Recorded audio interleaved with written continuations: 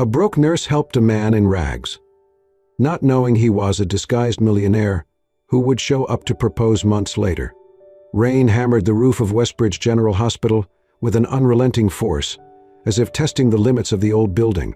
It was close to midnight, and the emergency room bristled with commotion, harried nurses shuffling gurneys, doctors snapping orders, and frantic relatives shouting to be heard above the downpour. Through sliding glass doors, the storm raged, lightning casting harsh silhouettes against the waiting area. Emma Wilson, a 25-year-old nurse nearing the tail end of a grueling double shift, felt every muscle in her body protest. She'd been on her feet for nearly 16 hours, tending to everything from broken bones to high fevers. Despite her exhaustion, she pushed aside her fatigue to greet the next wave of arrivals. Her ponytail drooped, hair plastered to her forehead in the muggy heat that clashed with the hospital's icy air conditioning. Outside, an ambulance pulled up, its red lights reflecting off deep puddles.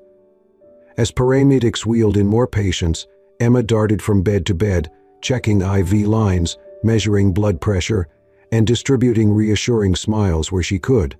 "Hey, Emma," shouted Dr. Sanders, a middle-aged physician with worry etched across his face. "We've got a potential cardiac case by the entrance. Go see what's up." She glanced across the crowded corridor. A man huddled by the wall, soaked through by the rain, wearing ragged clothes and clutching his chest. He looked to be in his mid-30s, with hair plastered flat and rivulets of water streaming off his sleeves. One of Emma's fellow nurses, Janelle, shot him a withering look. "Another homeless guy," Janelle muttered under her breath, rolling her eyes. "Probably just wants a warm bed on a stormy night." Emma stiffened at the remark. "He's a patient," she said firmly. "I'll handle this." Without waiting for a response, she hurried over. Up close, the man's lips were tinged blue, his eyes dilated with pain. Emma knelt beside him, her scrubs soaking at the knees from the pooling water on the floor. "Sir, can you breathe? Are you feeling pain anywhere besides your chest?" He tried to speak, but all that emerged was a ragged groan. Emma carefully gripped his arm. "Let's get you inside." Dr. Sanders and Janelle exchanged glances, but Emma ignored them as she helped the man into a wheelchair. Every part of her ached from overwork, yet adrenaline propelled her onward. She navigated him through the throngs of sick and injured, found a free exam bay, and drew the curtains closed. Lightning flashed through a high window, illuminating the man's pale features. Emma grabbed a fresh towel, pressing it against his soaked hair and shoulders. "My name is Emma Wilson," she said softly. "I'm a nurse here and I want to help you." The man shivered, exhaling a tremulous breath. "Thank you," he managed, voice raw. At that moment, a dismissive voice cut through the curtain. "Emma, leave him.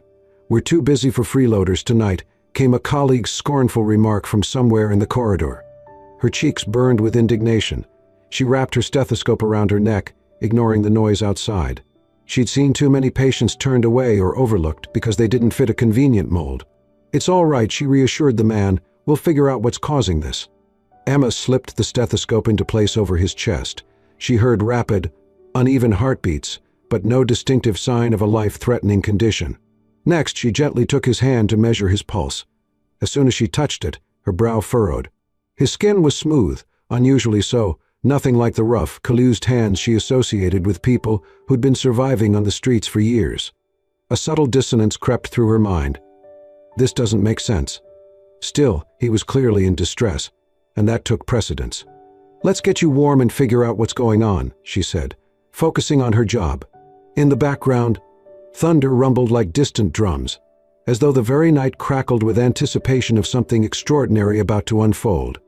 Emma didn't get a chance to pause and reflect on the man's oddities. The ER was operating at its limits, and she had too many tasks to juggle. Still, she managed to slip back into his cubicle every few minutes, measuring his vitals, administering oxygen, and gently coaxing him to speak a bit about his symptoms. Between her quick visits, Emma's thoughts inevitably turned to her own predicament. She'd become a nurse out of love and empathy, but her financial situation was dear. Her mother, Linda Wilson, battled a degenerative nerve condition that required expensive treatments not fully covered by insurance. Month by month, Emma's paycheck vanished into prescription fees and specialist bills, leaving her with barely enough for rent and groceries. Late that same night, after making sure the man's vitals had stabilized, Emma scrounged up a small snack from the hospital vending machine, a packet of crackers and a fruit juice. She paid for them with the last crumpled dollar bills from her purse. She hated to admit how close to the edge she was. Her own fridge at home was nearly empty, and payday was still a week away. The homeless man's eyes opened as she returned. Weak but conscious, he tried to sit up, wincing from dizziness. Emma gently pressed a hand to his shoulder, urging him not to overexert himself. "We think you're severely dehydrated and your blood sugar's dangerously low," she explained, placing the crackers and juice on a small tray. "This should help, at least for tonight." His gaze flickered between the meager offering and Emma's tired yet compassionate face. He swallowed, words catching in his throat. "Thank you." She helped him sip the juice. In that moment, she realized something else about him. Despite his exhaustion, there was a dignity in the way he held himself, a certain careful articulation in his voice that seemed at odds with his ragged attire. Still, it wasn't her place to pry. People ended up on the streets for countless reasons: tragedies, mental health crises, unexpected job losses. Emma had learned never to judge. "Don't talk too much," she told him, adjusting his pillow. "Get some rest." He obeyed, though before she left, his voice emerged in a soft rasp. "Not everyone would do this for me." Emma offered a gentle smile, feeling heat rise in her cheeks. "Everyone deserves kindness," she said. He closed his eyes as if to shield an emotional response. A nurse from the next bay called for Emma, yanking her back into the tornado of tasks. As she rushed away, she couldn't shake the sense that she was glimpsing only the tip of an iceberg. There was a story beneath this man's silent gratitude. Hours later, as the ER slowed to a manageable chaos, Emma once again peeked into his cubicle. He was sitting up, nibbling the crackers, looking marginally better. Something about his posture struck her as refined, contradicting his outward appearance. He caught her gaze and murmured, "You're unusual." "Thank you." Emma's cheeks warmed. Anyone would do it, she demurred. Shaking his head, he disagreed in a hoarse whisper. "No, not just anyone." A pulse of confusion and curiosity coursed through her. But duty beckoned, and she nodded politely before slipping away. Despite her best attempts, she couldn't quell the swirl of questions rising in her mind. By the time the early rays of dawn filtered into the ER's wide windows, the storm had finally calmed. The heavy patter of rain on the roof softened, replaced by the routine bustle of nurses switching shifts and new patients drifting in. Emma's eyes stung from fatigue, but she forced herself to keep going for just a little longer. She headed straight to the cubicle where the man had been resting. A sense of responsibility nagged at her. She wanted to schedule lab tests, maybe consult a social worker about follow-up care. If he truly was homeless, he'd need a referral for a shelter or transitional service. When she drew back the curtain, the bed was empty. On the cot lay a neatly folded set of hospital scrubs, the ones she'd found for him the previous night. His battered jacket was gone, and so was he. Emma blinked in disbelief. She checked the hallway, the triage station, even the small bathroom off the corridor. Nothing. The other nurses, in the midst of shift change, either shook their heads or offered cynical shrugs. "Surprised?" Janelle said, flipping through a clipboard. "Told you he'd vanish." Emma's chest tightened. He wasn't well enough to just walk out. He was still shaky and needed more tests. Janelle gave a pointed sigh. "These people always slip away. They never wait for a billing conversation, right?" She snorted and hurried off to her next duty. Trying not to let annoyance get the best of her, Emma approached Dr. Sanders. The physician gave a neutral shrug. "If he was stable enough to leave on his own, we can't stop him," he reasoned. "We're not a detention center." Though technically correct, the nonchalance infuriated Emma. She felt protective of the man whose name she didn't even know, remembering how grateful he'd looked. Why would he just slip out without saying goodbye, or at least letting me do a final check? She scoured the immediate grounds after clocking out. Outside the hospital's sliding doors, the sidewalk was damp with lingering puddles, but there was no sign of him. Cars zoomed by on the adjacent street. The drab dawn sky hinted at the start of a humid new day. At last, she acknowledged defeat. Her shift was over, and she was running on fumes. She needed to head home, maybe catch a few hours of sleep before returning to her next shift. Still, unease gnawed at her. She boarded the bus for her tiny studio apartment, leaning her head against the window. Every bump in the road made her eyelids heavier, but thoughts of the mysterious patient kept her mind spinning. Who was he really? Where would he go now, still in precarious health? The bus pulled up near her complex. Emma stepped off and trudged upstairs. quietly letting herself into her cramped living space. In the faint morning light, she caught sight of her mother's photograph on the worn coffee table, reminding Emma of the steep bills that awaited her. She sighed, a potent blend of worry for her mother and the missing patient swirling in her chest. Weariness overcame her, yet she couldn't shake the feeling that she hadn't seen the last of him. Part of her felt foolish for hoping. Still, as she collapsed onto her bed, she whispered a silent prayer for his safety and for the strength to keep going. Emma's days blurred into an endless cycle of work and worry. Each time she showed up for her next shift, her colleagues teased her about searching the ER for the missing homeless man. Emma eventually stopped asking around. It was clear he was long gone. Yet in odd, quiet moments, she found herself glancing at the entrance, half expecting him to reappear. Outside of work, her personal situation teetered toward crisis. Between rent, groceries, and her mother's escalating medical bills, Emma's paycheck vanished quickly. Linda Wilson, Emma's mother, had been a pillar of strength when Emma decided to pursue nursing. But now Linda's degenerative condition confined her mostly to bed. Emma took on extra shifts, 2, sometimes 3 a week, to afford the experimental therapies Linda needed. An additional blow came 3 weeks after the man's disappearance. Emma made a minor documentation error in a patient's chart. Under normal circumstances, it would have been a simple correction.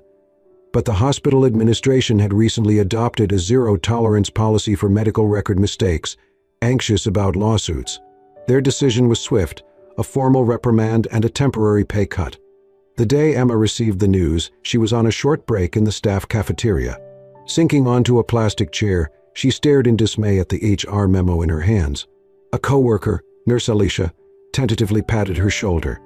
"I'm sorry, Emma. They're really cracking down. It's so unfair." Tears pricked Emma's eyes. This pay cut meant she would barely cover half her mother's monthly medication. She'd have to choose which treatment Linda could skip, a heart-wrenching compromise. As if on cue, her phone buzzed. She saw Ryan's name flash on the screen. Dr. Ryan Chambers, her ex-boyfriend. She hesitated, then answered, bracing herself for whatever he wanted. "Emma," he said, his tone cool but purposeful. "We need to talk. Meet me outside the staff entrance in 10 minutes. She couldn't fathom what possibly warranted a face-to-face meeting. He's probably heard about my pay cut, she thought sourly. Sure enough, when she met him by the rear exit, his expression was a mix of smugness and contrived sympathy. Ryan, a surgical resident from a wealthy family, had once dazzled Emma with his intellect and ambition. But over time she discovered a controlling, elitist streak in him. They'd broken up half a year ago, though he still sometimes acted as if they were involved. "How are things?" he asked, feigning concern as he leaned against his luxury car in the staff parking lot. Emma folded her arms. "I'm managing." He gave a pitying chuckle. "Heard about your pay cut. This hospital can be rough, especially if you lack certain advantages." He gestured at his car, an understated symbol of privilege. "If your finances are in shambles, I'm willing to help." She eyed him, suspicion mounting. Ryan's brand of help always came with strings attached. "What's the catch?" He shrugged, stepping closer. "Come back to me, Emma. We were good together. My family has connections. My father's on the hospital board. We could get your mother into better facilities, better specialists. She'd receive top-tier care." Emma's stomach twisted. Once she might have been swayed by the promise of security for her mom. But she recalled how Ryan manipulated situations to get his way. She forced a calm tone. "I'm not for sale, Ryan. I'll handle my mom's care on my own." He laughed, but there was no humor in it. "On your own? With your pay cut? You're fooling yourself. And who do you expect to bail you out? Some random homeless man from the ER." His words cut deeper than she'd anticipated, reminding her of the stranger who had vanished. Fury burned in her chest. She turned on her heel, refusing to dignify his taunt with a response. Before she walked away completely, Ryan called after her, voice echoing in the dark parking lot. "You're making a huge mistake, Emma. Pride won't pay the bills." She hurried inside, tears pricking at her eyes, half from anger, half from the hopelessness of her situation. That night, after her shift ended, she had to face her mother's worried questions about finances. Linda, noticing Emma's distress, apologized repeatedly for being a burden. Emma held her mother's hands, insisting none of this was Linda's fault. But in the privacy of her small bedroom, Emma stared at the mounting medical bills scattered over her desk. She felt cornered, with no obvious escape. For an instant, her mind flitted to the memory of the mysterious man's gentle eyes. That fleeting sense of calm and gratitude he'd shown her. Why am I even thinking about him? She chided herself. He can't solve my problems. Yet some small, irrational part of her couldn't help but wish that a miracle would come from the same place she'd once offered kindness. A bleak week passed. Emma lived on instant noodles and extra coffee, pushing herself to the brink as she continued picking up additional shifts to fill the gap from her reduced pay. Each day felt heavier than the last. Her mother's condition seemed stable, but the bills piled up like a relentless tide. One chilly morning, Emma woke before dawn, having slept barely 3 hours after her late shift. She pulled on a threadbare sweater and trudged to the apartment's front door to retrieve the mail. The hallway was dimly lit, the overhead fluorescent flickering as usual. A small stack of envelopes lay on the ground, mostly junk mail, a few medical statements. With a weary sigh, she gathered them and closed the door.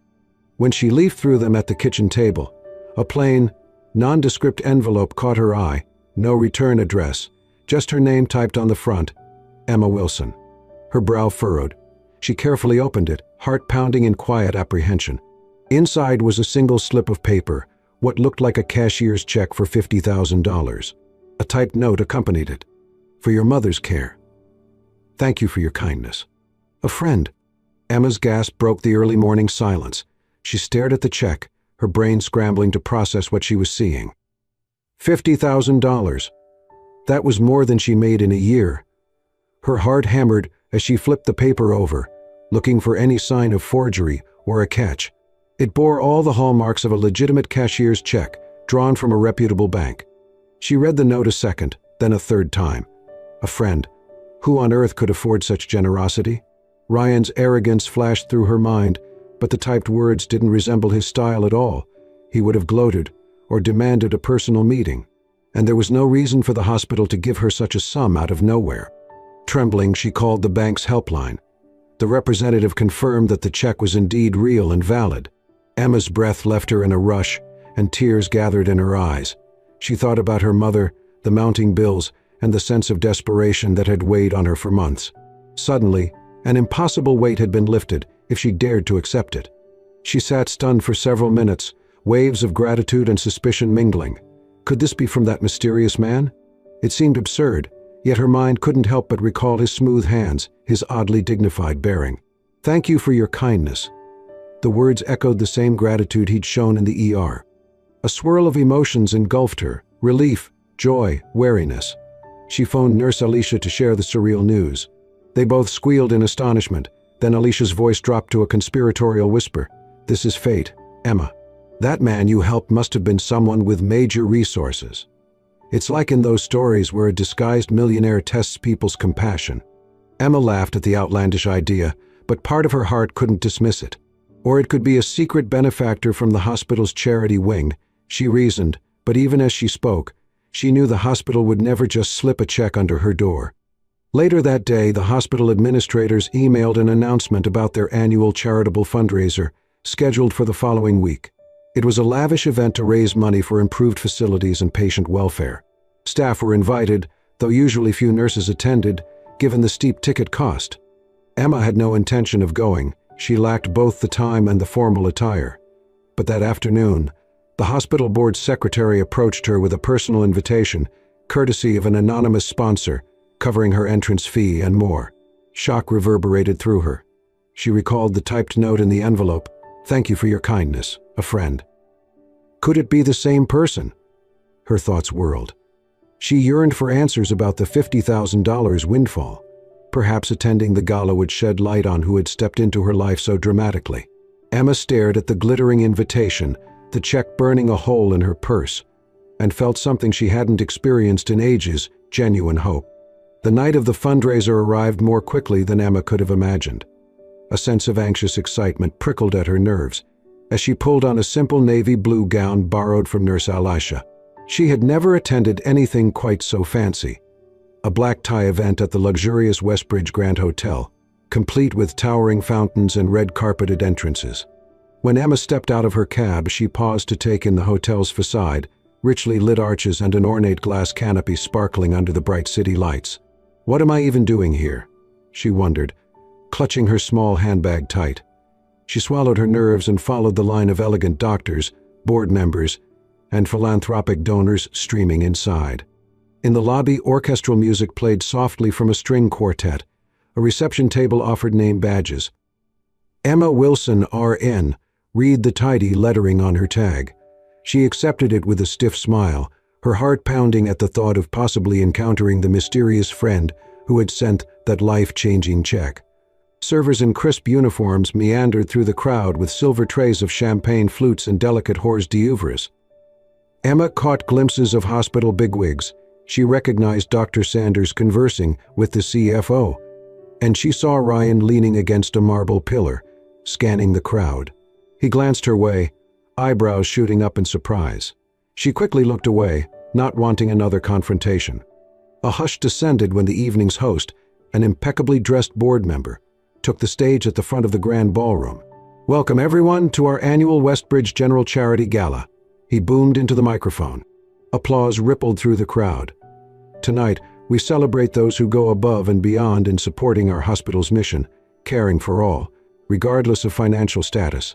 Emma found a seat at a round table half filled with doctors and donors, exchanging polite nods.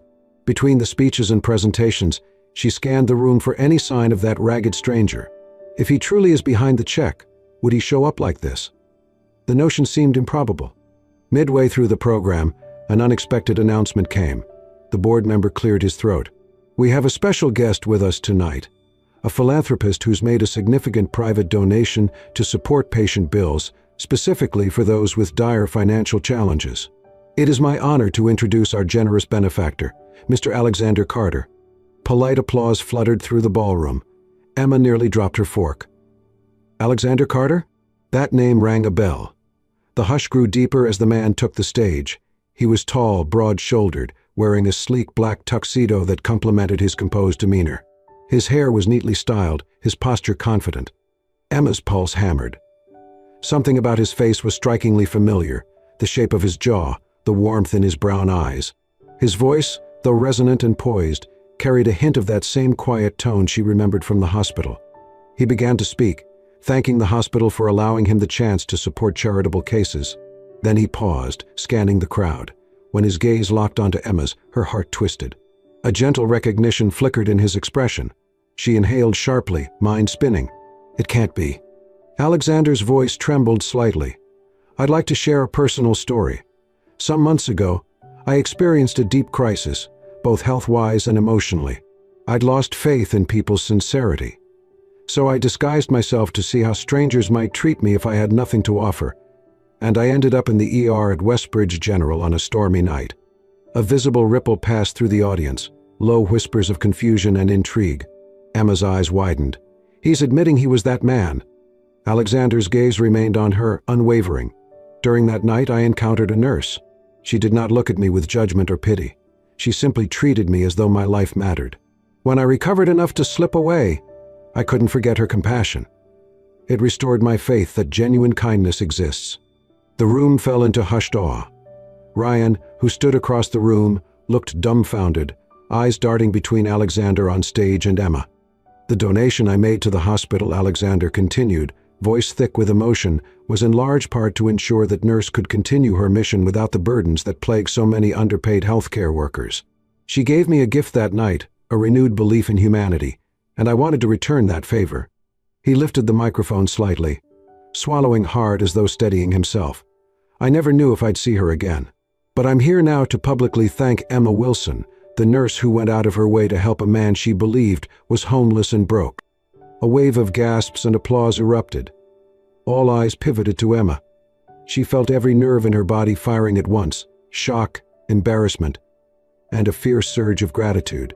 Slowly, she rose from her chair, hardly aware of the cameras flashing or the thunderous clapping around her. Alexander stepped down from the stage, moving through the crowd. Despite her swirling emotions, Emma found herself walking forward, meeting him halfway. He reached out, gently took her hand, and leaned in to speak over the noise. "I never got to thank you properly," he murmured, his voice low and sincere. Emma's throat closed up. She stared at this man, no longer in rags, but the same eyes, the same quiet dignity. She recalled how fragile he'd seemed in the ER cubicle, how she'd bandaged his wounds, shared her last few dollars on a vending machine snack. She could hardly believe the transformation. Yet here he was, gazing at her with genuine warmth amidst a sea of astonished onlookers. And though confusion whirled in her mind, a sense of profound relief and wonder spread through her chest. Within moments, the gala's planned schedule unraveled into a swirl of excited chatter and camera flashes. As Alexander guided Emma toward a quieter corner of the ballroom, hospital administrators approached, shaking his hand and offering thanks. He responded graciously, but his attention clearly rested on the stunned nurse at his side. She managed to whisper, mind still reeling. "Alexander Carter, you're the—" He gave a small nod, looking almost apologetic. "I had to test the sincerity of those around me. It's complicated." Emma could hardly speak. I don't understand. You're a millionaire." But that night, "I was in the midst of my own crisis," Alexander explained, voice tight with emotion. "I lost someone close to me about a year ago.